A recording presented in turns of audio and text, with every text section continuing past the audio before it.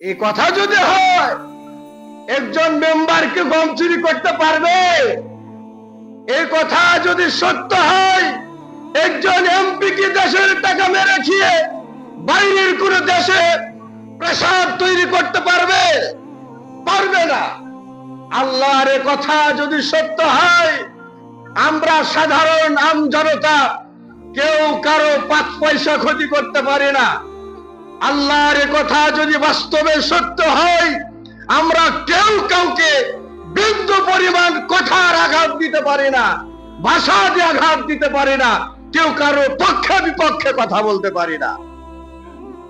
সব আয়াতের প্রমাণ। পৃথিবীতে যা করবেন আল্লাহর আয়াত অনুযায়ী সব প্রকাশিত হবে। আজ গোপন থাকতে পারে, কিন্তু কিয়ামতের দিন তা গোপন রাখবে না, জমিন সব বলে দিবে। কথা কি বুঝেছেন? আবার সব বলে দেবে। কতটা কে দুর্নীতি করেছেন সব বলবে। যারা দিনমজুর কাজ করে, এখন ডিজিটাল যুগ। আগের যারা দিনমজুর কাজ করতেন 7টার দিকে যেতেন, আসরের আজান দিতেন, তখন কর্ম করে বাসায় আসতেন। এখন কত বিঘা জমি, 2টা বা 3টা দিনমজুর লোক ঠিক করে ওনারা যাচ্ছেন, এবং কত আটি ধানের প্রয়োজন, চারার প্রয়োজন, ততটুকু মেরে উঠায়া নিয়ে যাচ্ছেন। ততটুকু তো নেয় না, ওর চাইতে 2-4-5 আটি কমই নেয়। একটা গোছ হয়তো এতটুকু পর পর একটা করে ধানের চারা গাড়তে হবে। ওনারা একদিনে ওভার ডিউটি করার জন্য এতটুকু ফাঁকা ফাঁকা করে মারে।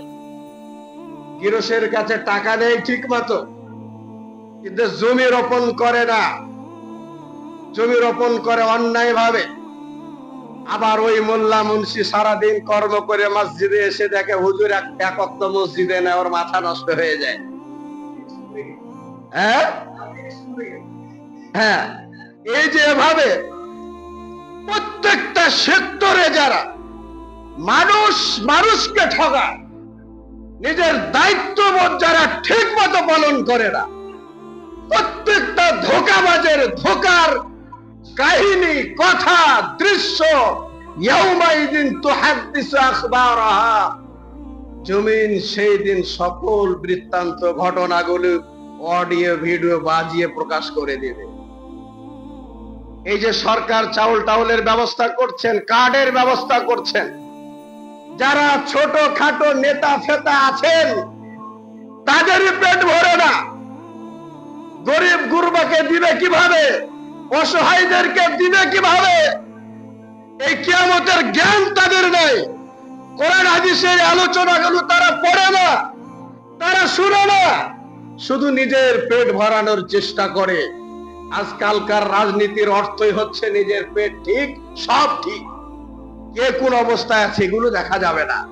সম্মানিত সুধী, ইয়াউমাইদিন তুহাদ্দিসু আখবারাহা, সব জমিন খুলে খুলে পেশ করবে।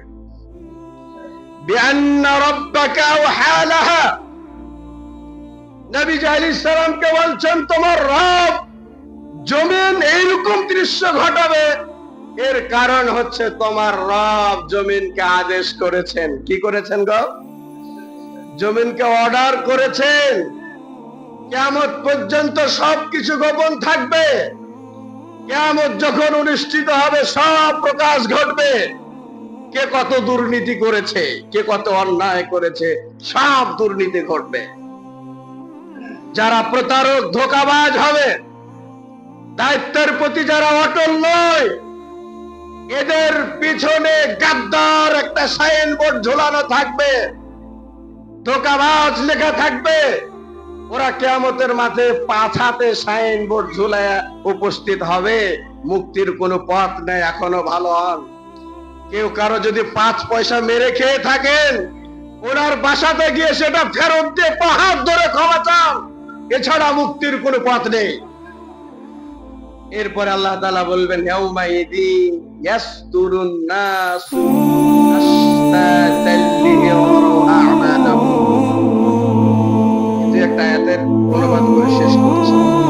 আল্লাহ তাআলা বলবেন সেই দিন মানুষ বিভিন্ন দলভুক্ত হবে, বিভিন্ন দলে দলে দলে বিভক্ত হবে, তাদেরকে বিভক্ত করা হবে। এই জন্য প্রতিটা মানুষের, প্রতিটা দলের, প্রতিটা গোষ্ঠীর, প্রতিটা নরনারীর আমল যাতে তাদেরকে সুষ্ঠুভাবে দেখানো যায়, এই জন্য কিয়ামতের দিন মানুষ দলে দলে বিভক্ত হবে, প্রত্যেকের আমল নামা তার হাতে দেওয়া হবে। যারা ভালো কাজ করবেন এদের আমল নামা কোন হাতে দিবেন আল্লাহ? একটু কথা বলেন, কোন হাতে?